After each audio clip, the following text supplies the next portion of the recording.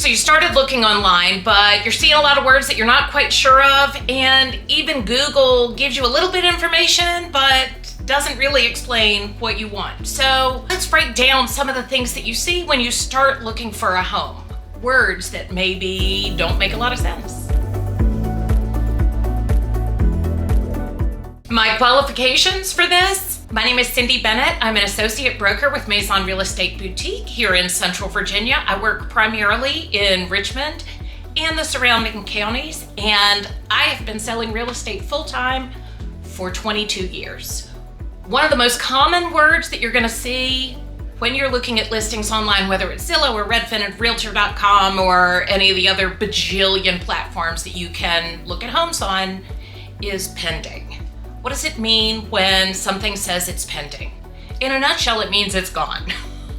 But in a greater sense, it means it is under contract. Somebody has seen it, agreed to purchase it, they've written an offer, and that offer has been accepted. It has not yet closed, so it's not really sold, but it is under contract.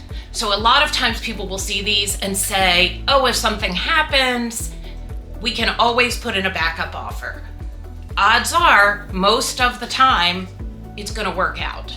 But if you're interested, I would always say, let's put in a backup offer. Generally, when a home is already pending, already under contract, we're not gonna be able to go back and look because somebody has already sort of planted their flag on that house, so to speak.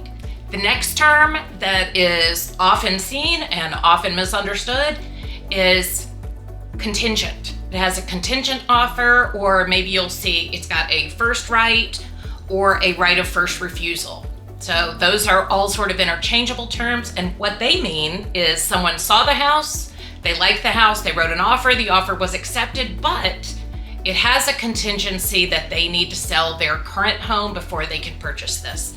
Usually because they don't have the money until they sell their current home.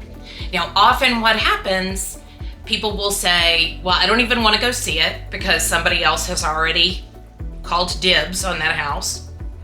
Understandable, because just like with under contract, most of the time those contingencies work out. So here is how a first right of refusal or a right of first refusal or a contingent offer generally works. Someone says, I want to buy your house. Here's what I'd like to pay for it. Here are the terms. Here's when I'd like to close. Seller says, check, that all sounds great. Buyer says, but hang on a second, I have to sell my house first.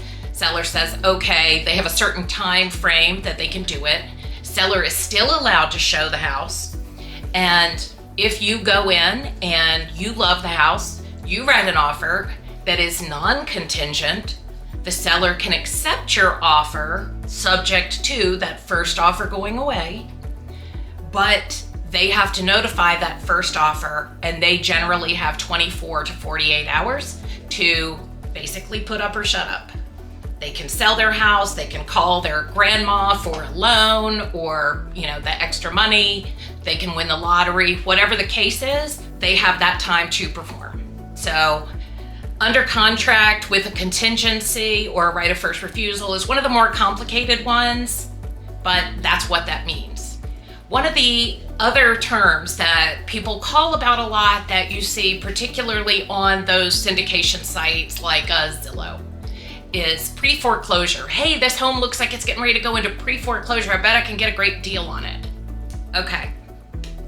First off, 2025, we're not getting a lot of deals out there. And we're not seeing the numbers of foreclosures that we saw 15 years ago. So pre-foreclosure sometimes, they're getting this information from public data. Pre-foreclosure sometimes just means they've missed a payment. And sometimes it could be a mail or a technical error. Most of the time they get cleared up. But if you call the homeowner, often they don't know what that means. If you call their bank, sometimes they don't know what that means. So that's kind of a little fake out term that is not super useful for us or for you when you're looking to buy a home. The last two are often confused with one another, and that is the tax assessment and the appraised value. So I want to talk a little bit about the differences in those two things. The tax assessment is going to be the amount of value that your city or county has put on your property.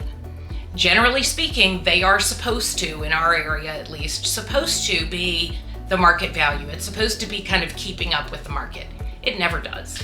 So there may be occasions where you see the assessed value the same as the list price. You might see the list price extremely different.